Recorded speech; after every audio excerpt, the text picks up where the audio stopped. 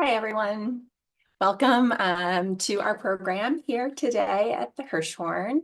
I'm very pleased to be joined by Mark Dion for a conversation here today. And I just want to point out at the start that we do have CART captioning. You can see in the chat below that there's a message on how to use it. And we also do have two ASL interpreters who will be interpreting for us today. So if you need any help with those functions, you can ask our staff behind the scenes by putting a message in below, but you should be able to access those services.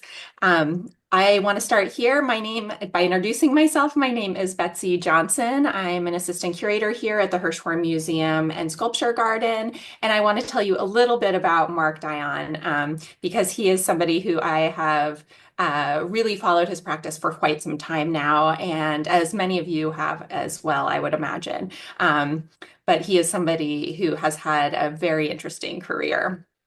He is a conceptual artist, best known for works that appropriate the methods and materials of science to explore the essence of scientific investigation. So, what drives it, how it's structured, and how it filters into public discourse. Mark is particularly interested in biological sciences that utilize practices such as field experiments and specimen collection to produce a taxonomic understanding of the natural world. And as a result, he creates these densely packed installations that often resemble natural history cabinets of curiosity with shelves of books, specimens, charts, and instruments harkening back to an earlier age of naturalists. He's had, as I said, a long and illustrious career. He's been working steadily for over 3 decades and recently has had solo exhibitions at the Storm King Sculpture Park, Whitechapel Gallery in London, and the ICA Boston. He's very recently just opened his first immersive permanent experience in Pittsburgh, called Mrs. Christopher's House. If you haven't seen the New York Times feature on this that was put out in October, I would urge you to go and read it. It's fascinating, and I think we all should make a trip to see this installation.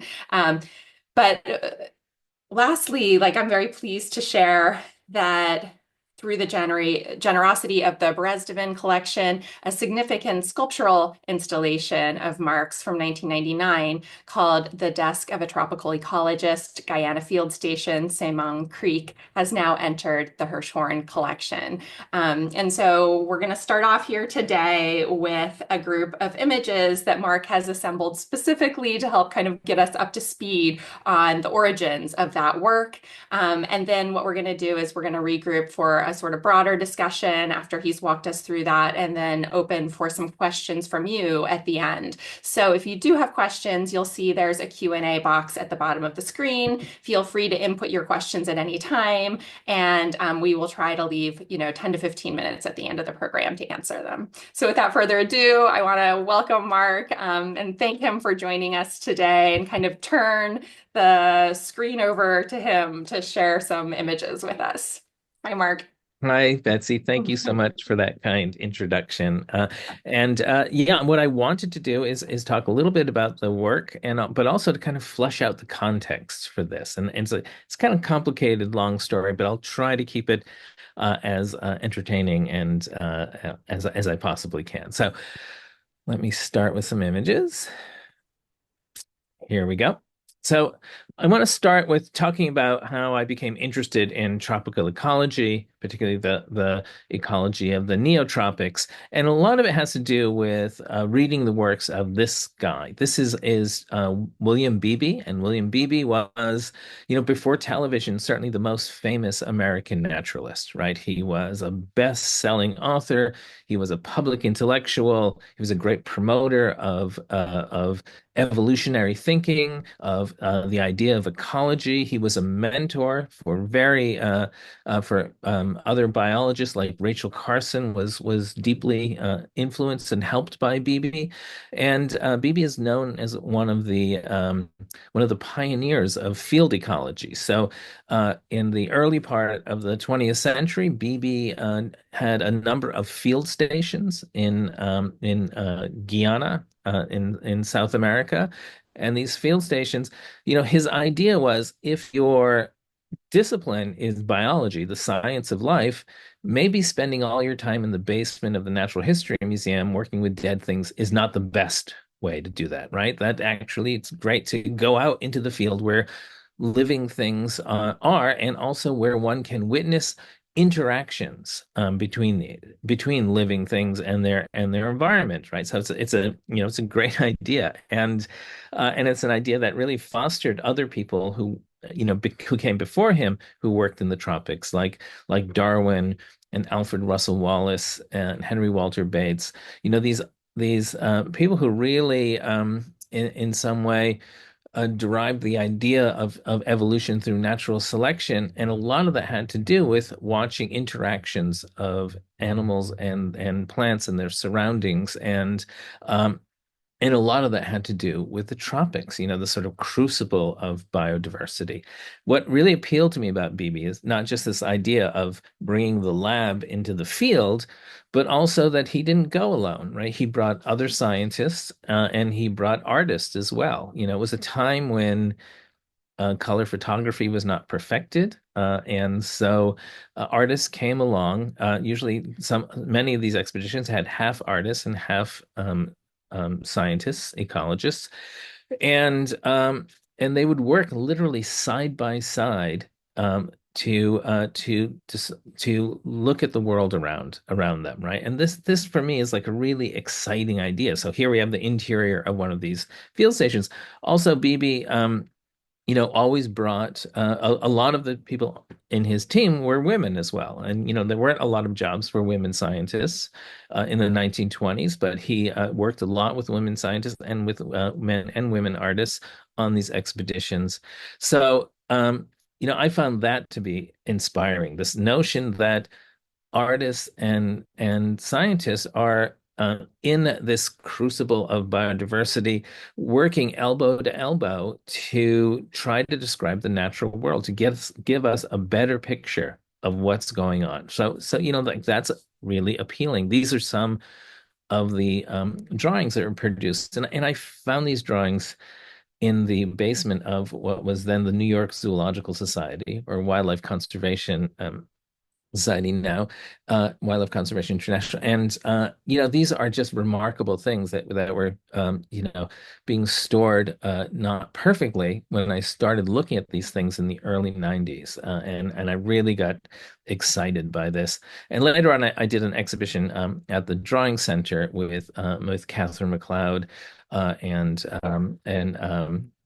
Maddie from the New York Zoological Society, Madeline Thompson, on these things called exploratory works. So we showed a lot of these fantastic drawings and tried to build a context around them. So, of course, I'm also interested with my friends in the history of artists going to the tropics, right? So this, of course, is Frederick Church's Heart of the Andes in its remade frame, reminiscent of its original frame. And, Church learned a great deal about and represented the American tropics, and took that Hudson River Valley School sensibility to the tropics, as did his younger friend Martin Johnson Head. These are works that have always just blown me away, right? And I love the sensibility. I live in the Hudson Valley, and I feeling a kind of kinship, and but also, I'm very close to other artists who share these sensibilities. So the expeditions that I did and designed to go into the tropics were also with other artists, like the painter Alexis Rockman, who is a very close friend of mine, and photographer Bob Brain, and artist Peter Cole, and William Stone. So we created these expeditions.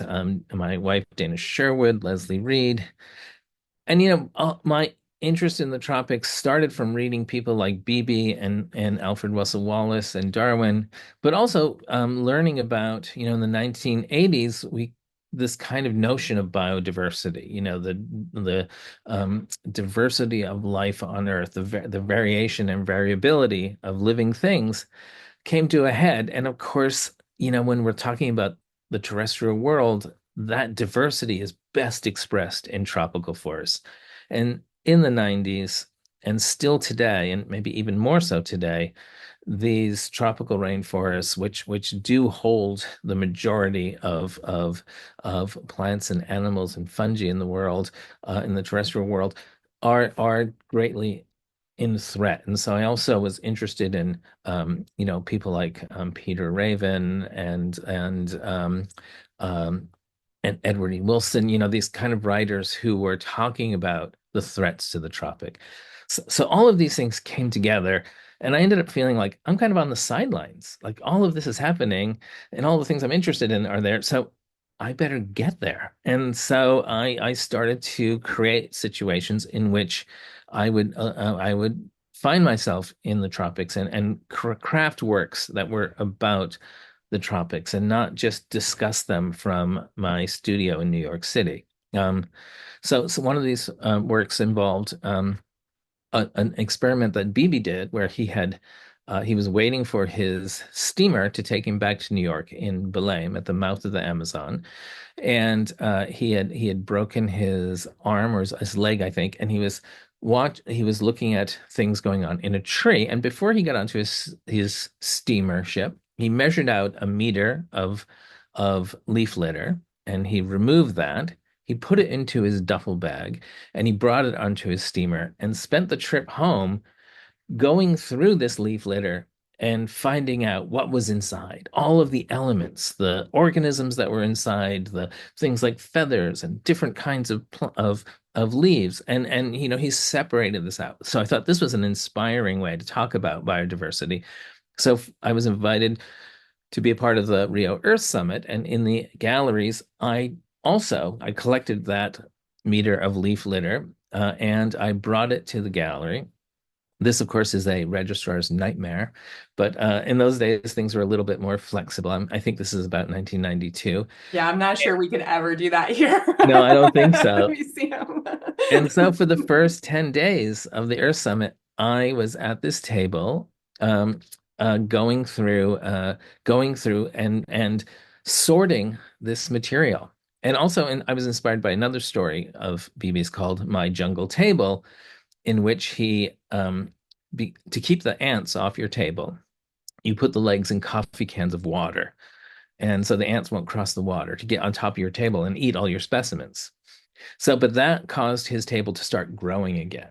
And I just love that idea. So my table also, once the legs were in water, it began to grow. And so people could see me during the course of this exhibition, sorting through this material. And here I am taking on, in some way, shadowing the methodology of field biology, but making that into a kind of performative element. So, and when I do this, I'm not pretending to be a biologist. When people come up, and it's very it's a great discursive moment where people come and chat with me, and I talk to them, and they ask me, am I a biologist? And I say, well, I'm not a biologist, but I'm interested in these issues. Uh and um and there's a level where people can participate. They can look at things as I'm finding them and discovering them. And most of the things, not everything, but most of the things are very tiny. Um, and I loved having that connection with people. I loved having a work that was living and changing every day. You could see this over those 10 days. But then also at the end, it exists as an artifact of this activity, right? It exists as a sculptural piece. Um, from that, I started to get very serious about my interest in the tropics. I worked for several months, for 3 months in Belize, on helping to build a visitor center for the Coxcomb Basin Wildlife Sanctuary, and I was approached by Mary Jane to develop a project in Chicago for an exhibition she was doing, Mary Jane Jacob, called Sculpture Chicago, and so.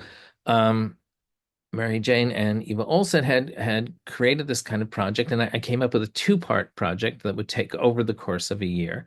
So it started in the fall, and I worked with students from Chicago. Every Saturday morning, we would create a um, a tropical ecology study group. So I had students who were interested in biology and interested in art. Even a very young 16-year-old Naomi Beckwith, the current curator at Guggenheim, was one of those students. So we studied the tropics, and over their Christmas break, I don't know what their parents were thinking, but they I took them all to Central America, to Belize, and we met with ecologists and biologists. We stayed at the Coxcomb Basin Wildlife Sanctuary. So these kids who were really like city kids from Chicago suddenly had this incredible world exposed to them. We stayed also with my friends at the Belize Zoo, and I had made a sign system for the Belize Zoo as part of this endeavor. And these pictures of myself, my younger self, and my fashion choices are really They're priceless. They're amazing. anyway. This Very is colorful. yeah. This is Piyosaki, who was a park ranger at the Coxcomb Basin Wildlife Sanctuary, which is run by the Mayan community there in Belize, in the Coxcomb Basin, and so we're there to build a watershed model for them. So interesting challenges. So when we got back to Chicago, we created the Chicago Urban Action Group, Urban Ecology Action Group, and we would do things in Chicago like help with community garden construction, do prairie restoration, do pickup garden pickup or rubbish pickup projects. So we were kind of like this. I don't know what we could call it, like a local environmental SWAT team that you could call us, and we could materialize 14 volunteers in a day, and people could come by the classroom, the clubhouse that the city of Chicago had given us for the summer. So, a really exciting project about the tropics and about the local environment.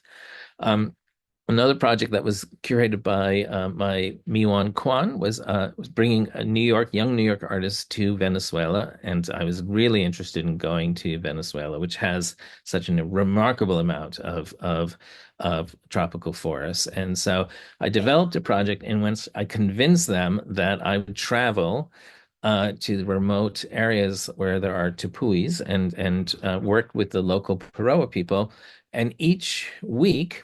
I would collect um, 2 boxes of material, and this material had a sense to me that talked about certain kinds of interrelationships of things in an environment, and I would send those back. So my dugout boat would meet with a speedboat that would take the boxes and go down to Puerto Ayacucho. The boxes would get on a truck, fly across the country, get on another truck, arrive at the museum. And I told the curators that I would give them a map of what was in the boxes and how to display it on the empty tables. I'd create a structure of many empty tables that they would have to put the objects on. And the only problem was it wasn't true. I didn't send them instructions. So when they got the boxes, they really had no idea what to do with them. So the first box is just like this. People, they just kind of blurted it out. So there's no clue what I was interested in, like the kinds of relationships I was observing and collecting around. So they just put this on the table, just like threw it on the table. And then this caused a lot of anxiety for the curators, obviously. But by the second box, they realize, wait a minute, we know how to arrange things. We're curators. We know that round things go with round things, long things go with long things in bags go together. So they use their formal, they still didn't represent anything I was interested in terms of interrelationships of these things, but they did take control and they curated the cases. And that was really interesting for me, that knowing that something like that would happen and basing a project like this, which is also a way of addressing a very complicated colonial legacy and the culture of extraction, and which is are still issues, right? in biology, finding a way to talk about that was complex, that wasn't just sort of a straightforward condemnation of figures from the past, but rather almost an reenactment of this. So this is how this piece sort of exists now. There's one of the original boxes, and there, I mean, this belongs to the Montclair Art Museum now, and is right now at the Tang Museum at Skidmore in my show with Alexis Rockman, Journey to Nature's Underworld. Um, so it was collecting a wide variety of things. Um, they were really trying desperately to figure them out. These are what the original was. And the last box, of course, I send is actually my own material, right? So making it very clear that I am also the specimen, right? That my activity as a some kind of proto-naturalist or someone enacting a kind of naturalist sensibility is actually the real focus of the project itself. So a couple years later, those boxes arrive in New York City at my gallery at the time, American Fine Arts, and they become part of a project in which I create three fictional bureaucracies whose job is to organize nature. So when you come into the gallery, you see me putting things together in a way that seems to make sense to me. So in this case, this is the New York Bureau of Tropical Conservation, but I'm thinking about conservation not like wildlife conservation, but conservation like art conservation. I worked as an art conservator for years. So every twig, every leaf, every butterfly wing that comes out is carefully wrapped in acid-free paper and glassine is boxed and labeled. And so if you come through the exhibition at the time, you see me in my white lab coat treating things with pesticides and preserving things with chemicals, and then carefully cataloging them, numbering them, and placing them on the shelf until the job is finished. And my role as a sculptor has been to constitute a collection. And then this is how the piece finally exists. This is the New York State Bureau of Tropical Conservation. So each of the bureaucracies I made came with a door that gave you a sense of its nature, its kind of, it's sort of the quality of its fictional space. So this belongs to the Whitney now. Maybe if I'm lucky someday they will actually show it, but it is shown in different when they are kind enough to loan it. Um, those were very often solitary endeavors, or endeavors where I was just traveling with Bob Brain. Then I started to organize really concrete expeditions with my friends Alexis Rockman and Bob Brain, and Abdar Shindu, known as Sharky, who is there in the middle, who's our guide. And we really were interested in doing very rigorous trips. We wrote to many countries in the neotropics and asked about ecotourism and what were available. And the only country that didn't write us back was Guyana.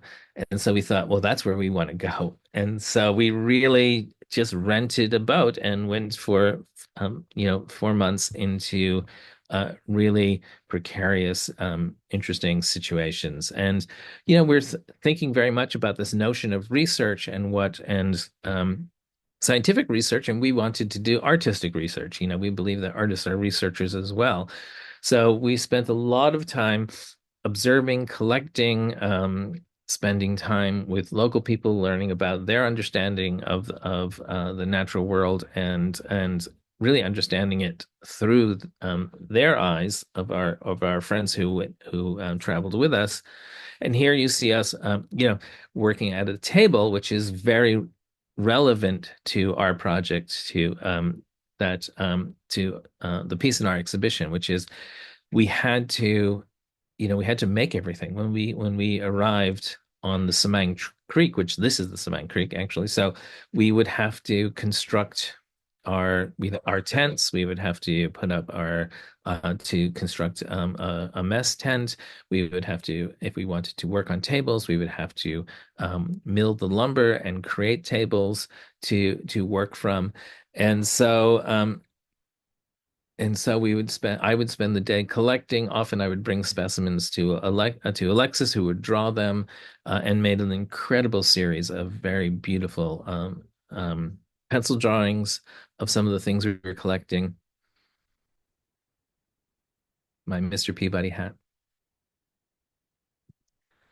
So, I really that is a big part of where the sculpture that you now have at the Hirshhorn comes from is I can't take everyone by the hand and bring them on these fantastic exhibitions and show them the extraordinary expression of life that the tropical rainforest is, but I can kind of give a little bit of an indication of what that is and also talk a little bit about the ambivalence I feel in relationship to the colonial history of naturalist traveling, which is something, and people like Beebe are not entirely innocent of that, right? So he very much used the colonial infrastructure, neocolonial infrastructure of Standard Oil and rubber plantations and even prison labor, and certainly his writing I think we would all find, extremely racist today, and it's really difficult to read some of these earlier books, especially in his earliest works.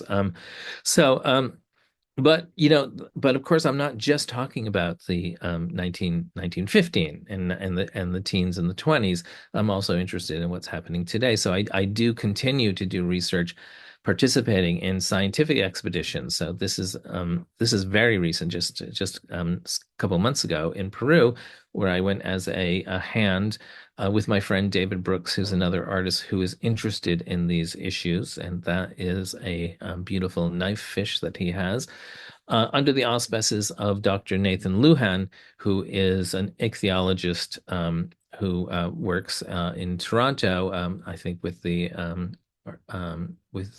National Collection, and his specialty is mapping the sort of family tree of armored catfish, and so I'm still learning very much from observations, working with scientists today who are in the field and are still traveling and working directly and relying on native people and native knowledge to get a sense of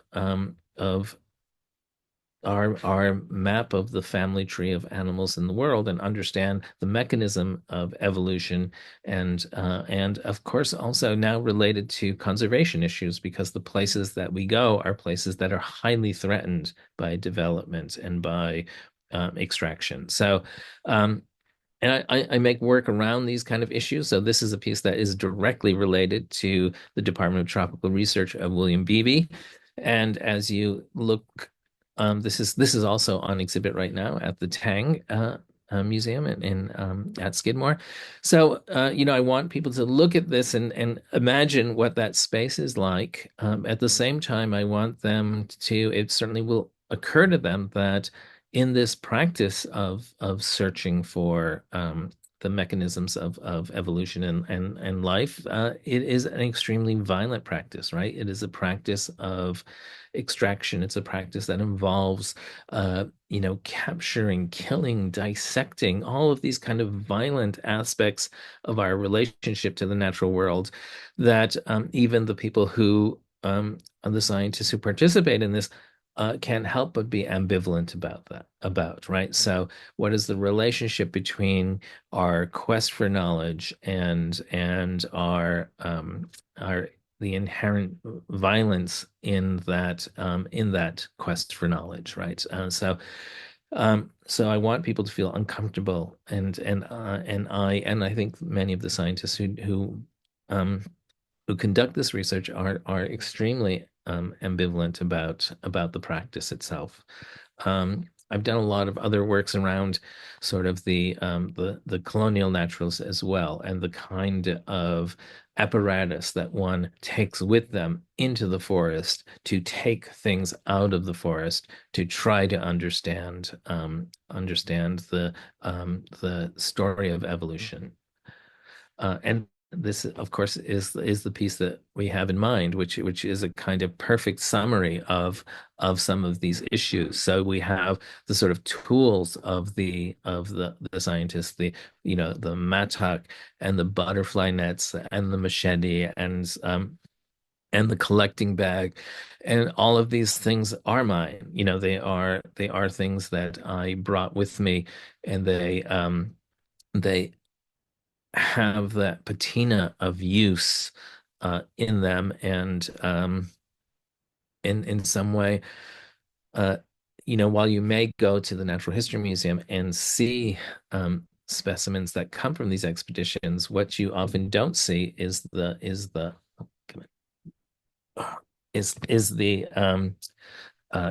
labor itself, right? So this is a way of talking about that kind of labor, and again the sort of inherent uh, uh, violence and parallel to other extractive practices. I think that's my last slide. That's great. How Yeah. So did this how is did I the do? work. You How did did I do great. I time think wise? Well, I did okay. Yeah. very clearly walked us through, a path of how your career built to kind of lead to this work. And I think it's really easy to start to unpack some of the major themes of your work in this piece. One of the things that it just occurred to me as you were talking, when you were talking about that work that you were doing, sending materials back that you were kind of harvesting in boxes to the curators. I was Right. wondering, did you ever have issues with kind of customs? You were in Venezuela at that point. Is that where you were, like importing materials into the country? I think this is at the forefront of my mind because this work came to us from Puerto Rico. Right. And there was a moment when we weren't sure we were actually going to be able to transport it because of the specimens and the different liquids it contains. And that does become an issue with kind of materials traveling and crossing customs borders. Is this something that you've faced, or is it something that you've mostly been able to get around? Well, this is a constant concern of mine, Mhm. and I think um a lot of these issues are resolved in a particular way because I'm very naive when I'm making these early works in the 90s, right? And I'm not thinking about it in the same way I would think about it now. Um and also some of the rules were quite more relaxed than they are now, right? And so as long as you knew what things were, um, and you could frame them on customs slip, that was possible. But it's not possible anymore. And I have lots of pieces that are marooned in one place or another because of the changing issues. And of course, I understand and I identify entirely with some of these concerns, right? Because I'm obviously interested in biodiversity, so I'm very much against wildlife trafficking. And also, I've done a lot of work on the pernicious effects of invasive species, right? Of introduced species that escape into the environment and cause trouble. So these are definitely things that have caused trouble. I mean, imagine that some of the things in this particular piece have come from South America to the United States, to Europe, and now back to Puerto Rico, and now back to the United States. So they've gone through this incredible cycle. And even though most of the things in this piece are preserved in alcohol, or are dried specimens, they're still prohibited. So that's been a problem throughout my entire career, and I'm as with taxidermy and a number of other things, I'm in the constant process of trying to phase these things out of my work, and at the same time, it's not easy. I'm always kind of getting drawn back into these debates, and I definitely have works that are that can't travel because the changing attitudes towards things, or things that I used in the past that weren't problematic, that are problematic now. And so if I can, generally I use reproductions of things. For instance, I don't use corals. I use resin reproductions and things like that. I don't like the skins that you saw in that last piece. Those are all artificial, right? They're not they're made rather than actual animal skins.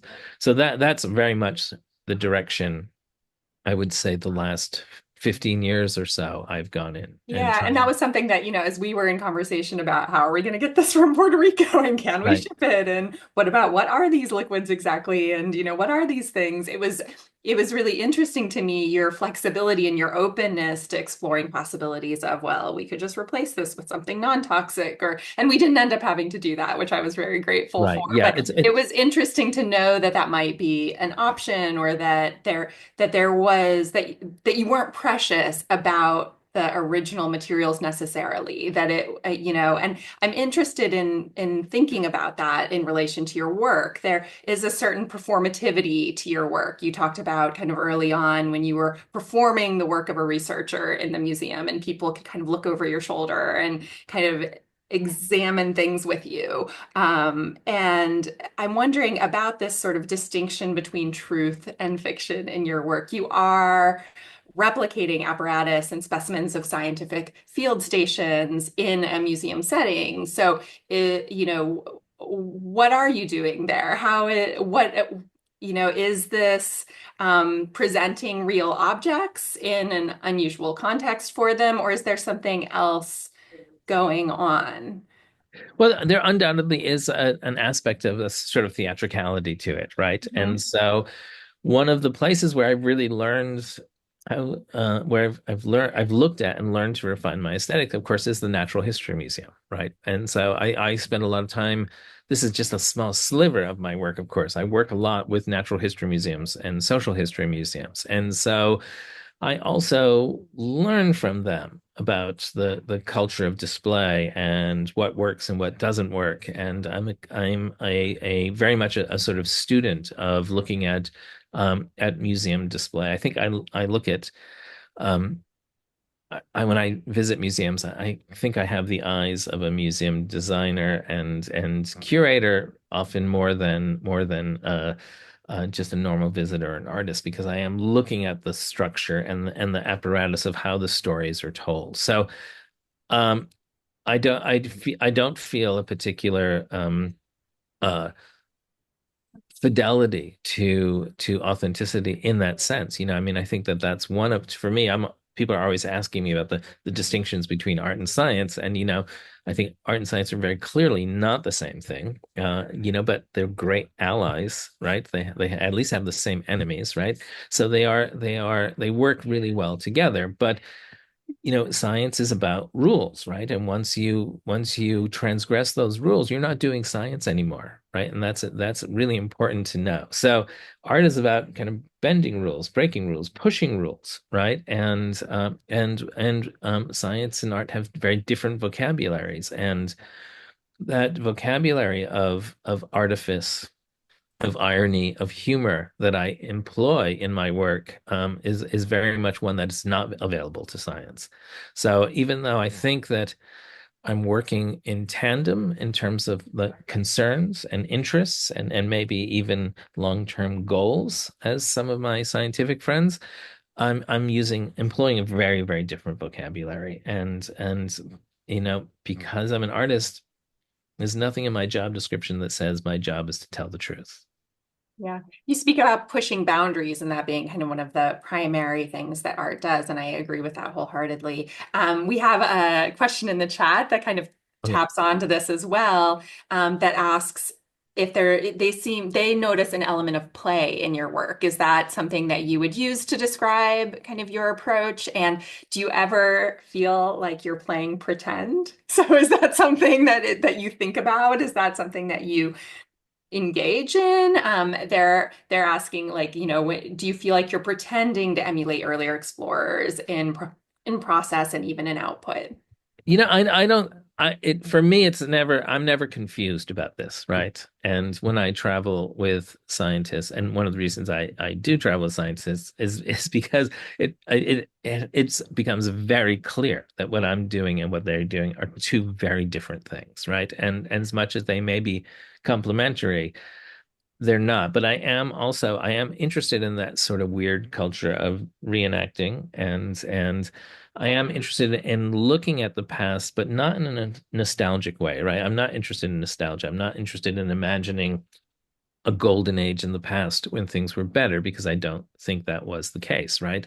What I am interested in is having a relationship to the history of science, but my toolkit in talking about that relationship is the toolkit of a sculptor, not the toolkit of an historian, right? And so I am trying to emphasize some of the contradictions and the ambiguities and the problematic aspects of the way that science is in many ways conflicted by the ideology that is of the time, and by the compromised partners that they are in league with, right? Yeah, we actually have a scientist in the chat. You Oh, mentioned cool. sort of Oops. like ambivalence of science. Yeah. And we have a question from Doiga Osplot.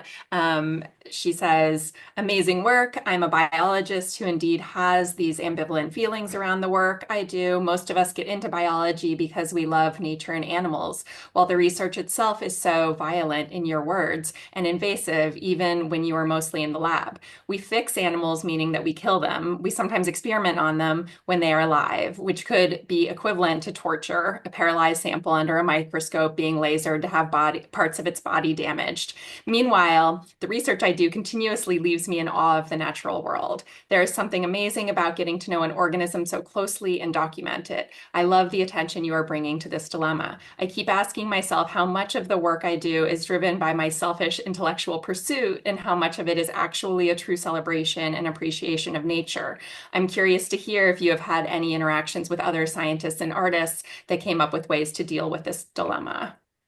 I do think that this is really this is something that people I know articulate, and people who study birds love birds, and the idea that part of their job is to collect birds, to kill and collect birds, and that is incredibly important for for our understanding of natural history and our understanding of the mechanisms of evolution. At the same time, this is like a heartbreaking practice, and I mean, I think that their conclusion is that somehow it's worth it, but they have doubts too. And I don't know. I mean, part of a perspective that's ambivalent is that it can't be resolved, right? It's not, I can't say one way or the other. Certainly my friends who are, more from a post-human position don't feel that that quest for knowledge justifies the suffering and the death that is inherent in it, right? And I tend to be a little bit more on the side of the scientists and collections in this regard, but I very much understand it as a debate, and part of the work I think it really I want to do that. I want to emphasize that. So there are contradictions in my own work, and that sense of play and joy that the first question mentioned are also are also in conflict with the sense of violence and death, right? So um and with that and with a sort of critique of artists and naturalists being caught up in a web of more pernicious colonial practices, right? Yeah. Um, We have a question in the chat that's asking for you to speak a little bit more about the Fictional Bureaucracies project. I believe this is the project you did at MoMA. And as somebody who works in the midst of a giant bureaucracy, I also think that this is a really fun and ironic project. This question is asking, how did people react to it? Was the irony of the work appreciated? Yeah, I mean, it was done actually at American Fine Arts. So it was there were three bureaucracies, and when the project started, you just saw the kind of apparatus of each one, the tables and the things that needed to one needed to do to process nature. And this was all about different ways of processing the natural world and having different understandings. So one was the Department of Tropical Conservation I showed. Another one was the New York State Department of Marine Animal Identification, the Chinatown Division, in which I went to Chinatown for a period of about 4 hours with Alexis Rockman. And we collected every fresh sea creature I could get my hands on. Those were brought to the gallery and put on ice. And over the next week, I would take each one of those creatures and try to key them out, try to identify what their actual name was, their classification in using the convention of keying out of using these key books to find out what they were. And that's really difficult. That's difficult even for people who know what they're doing, right? So for me doing it, I'm punching above my weight. And also, Chinatown is an international fish market, right? So there are things coming from all parts of the world. One of the ways to make it easier to know what you're looking at is to know where it came from. And in Chinatown, you have an octopus might be from the Mediterranean, it might be from the Pacific, it might be from the Asian Pacific. So very difficult. And the third department was the department of where I was processing fruits and vegetables from the largest fruit and vegetable market in Manhattan. And so I was drying fruits and I was pressing flowers and in herbaria. And so trying to use this kind of way of preserving trying to stop the natural process of decay using different methodologies of dehydration and creating. Sorry, my cat is just. I thought it was a feather at first. And so, and people would come in and interact with me, and and ask me, "What the heck are you doing?" And this isn't about um, kind of aping the mastery of these different disciplines. I'm not pretending that I am an ichthyologist who understands fish systematics, or I'm a tropical ecology person, or I know anything about fruits and vegetables. So I'm struggling. And so rather than presenting, a lot of artists this kind of work with science in a way that they sort of gain the authority of science by their association with it, right? So I'm not trying to show my authority. I'm trying to show my struggling with attempting a methodology that is above my pay grade, right? And as much as I pride myself on knowing a little bit about marine life, there's no way that I'm taxonomically I'm equipped to deal with the taxonomy of marine organisms. So that struggle that seeing me try to identify and preserve these fish before they rot, trying to preserve something as fragile as a butterfly wing, and try to dehydrate papayas, when I'm getting the lights wrong and the temperature wrong and things are catching on fire. Like that struggle of seeing me in this complicated relationship to performance and to reenactment is that really is the crux of that work, right? Is to in some way um not to hijack that authority, but to show that that authority is real and one just can't pick this stuff up as you go along. That there is a scholarship, and I'm not the scholar, but I'm trying. That brings up a question I had earlier as you were just starting to talk about these trips that you decided to take and kind of going to Belize and going on these deep expeditions.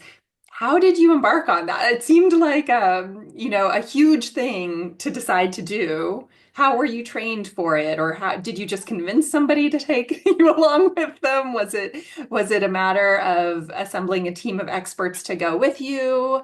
How did you No, we decide? really, I mean, part of it was luckily we just didn't know very much, so we just thought we could do this. I mean, at first, I went to, I mean, the first tropical places I experienced were Belize, and people were incredibly open. I met, the Sharon Motola, the director of the Belize Zoo, and she talked about how she just kind of fell into the role and learned everything on the job and was very used to and very open to volunteer help. And then I realized, like, well, I have some skills and I can help and I can do things um and just that kind of idea that I could suddenly take on that role. And when Alexis and Bob and I, we did I did sort of three pretty serious expeditions to Guyana, where we were really going to very remote places and in quite sometimes quite dangerous situations. We just went and we didn't work with people who were part of the tourist industry. We worked with people who were used to supplying things for this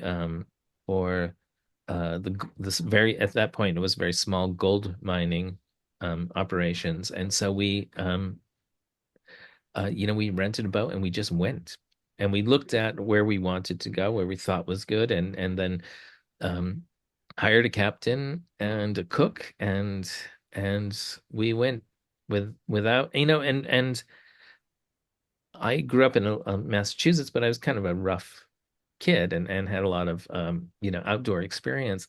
Alexis did this and he had never even been camping before. So there was a That's kind a of big fleet. I mean Big there was leap a of there faith. was a there's a courage there, Hmm. that was really I think very impressive um when you're traveling like that in very difficult situations and it's just a small group of you and it's a long period of time, of course, like there are different times where things don't work. And certainly we didn't bring enough food, so if we didn't catch fish, we really didn't eat. So there was an imperative to making this work. But we all learned an enormous amount. For me, it was like one of the most influential experiences of my life as an artist, and learning how to think and do things and focus and be present in a place was really important. And also, um, learning traveling with local people and learning their knowledge and learning to respect that was really important to me as well. There's another question about that's very related to this, asking, how did you choose to explore your interests via art versus science? Like, why, from what age did you know it was going to be the arts that were kind of pulling you? Yeah, I was really interested in both, but I think I didn't have very inspiring science teachers. So they in high school they kind of beat my love of science out of me, whereas the art space was very free and very open to being self-guided, and that was a big influence. I did after I finished my first art degree. I did study biology at City College in New York, but not to get a degree, but I knew that I was interested in this, so I wanted to get a foundational vocabulary that I could use when I was talking to people in the scientific community. And I had a field of study that was very scholarly. I went to the Whitney program and was very engaged in sort of continental philosophy. But I wanted to apply that to the things I was interested in. So it really took for me like the discovery of people like Donna Haraway, Stephen Gould, Mhm. Andrew Cross, to really understand Alexander Wilson, to really understand that I could apply these critical tools I had gained to the things that I cared about, which was really the culture of nature.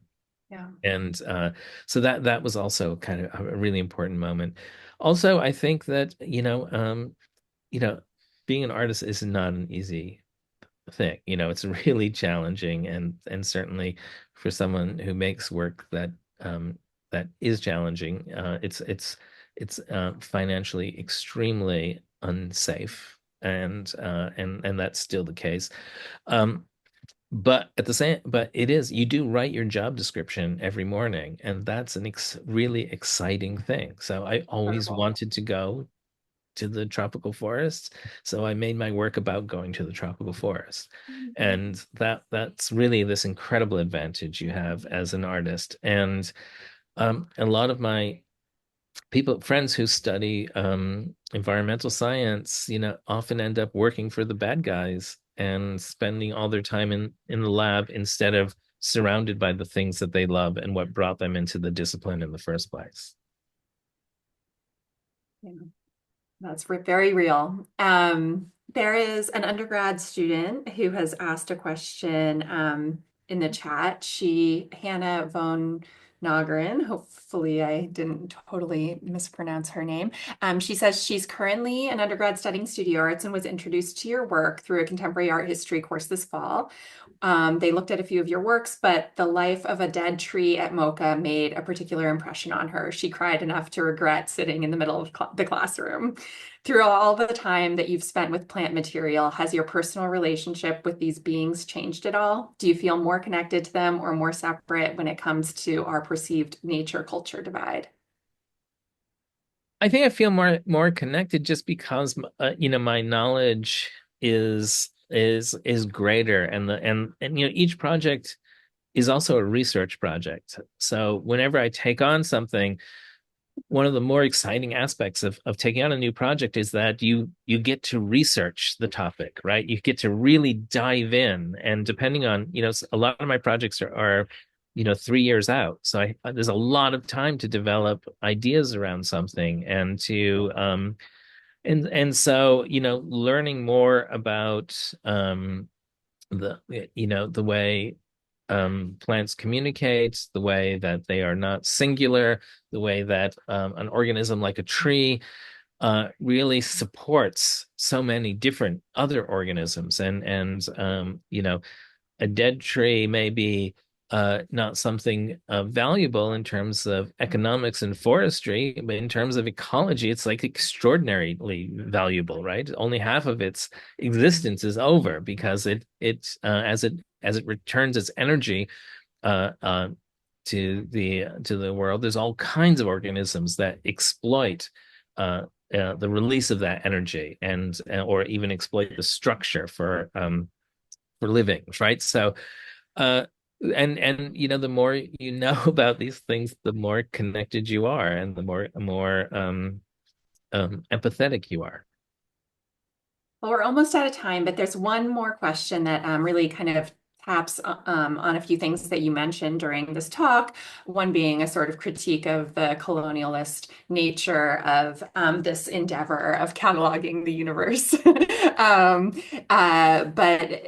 the other being the what you can learn from indigenous knowledge and how that is also fed into your practice. So this person has said, I'm curious how indigenous knowledge and ways of knowing find their way into your work these days, especially in relation to Western science and colonial systems. Yeah, I mean, I think again, one of my sort of appreciation for indigenous knowledge has come from my encounter with indigenous people that I've worked with and relied on in a number of these projects, really going back to Belize, where I was working under the local Mayan community who they run the place. So, I was just a volunteer for them. And it's interesting because in the piece in Toronto that someone mentioned this life of a dead tree, we had you know we took the opportunity to work with indigenous people who wanted to do a blessing of the tree and do something that remarked on its place in the world, in the forest, before we even started our entomological appreciation of the tree, our entomological endeavor where we're looking at the insects, including the insects that killed the tree. There was something there was something done for to acknowledge the spirit of the tree, and that's not something I would have done in the past, really. I mean, so I think that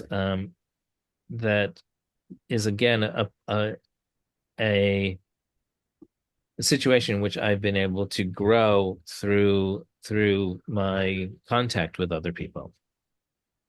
Yeah. Well, thank you so much, Mark. This has been really illuminating on so many different levels today. And, I really appreciate the time you took to dig through your stores of photos and assemble this amazing kind of narrative to help explain this work, this really incredible work that we're so glad is coming into our collection. Um, I want to also thank everybody out there in the audience who joined us today.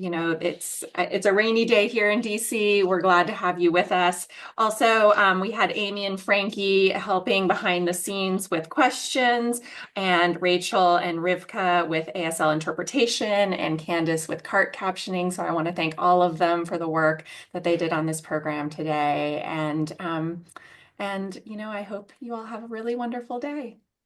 Thanks for being with us. Thanks so much. Thanks for being there. Yeah. Thanks, Okay. Mark. Bye. Thanks. Bye.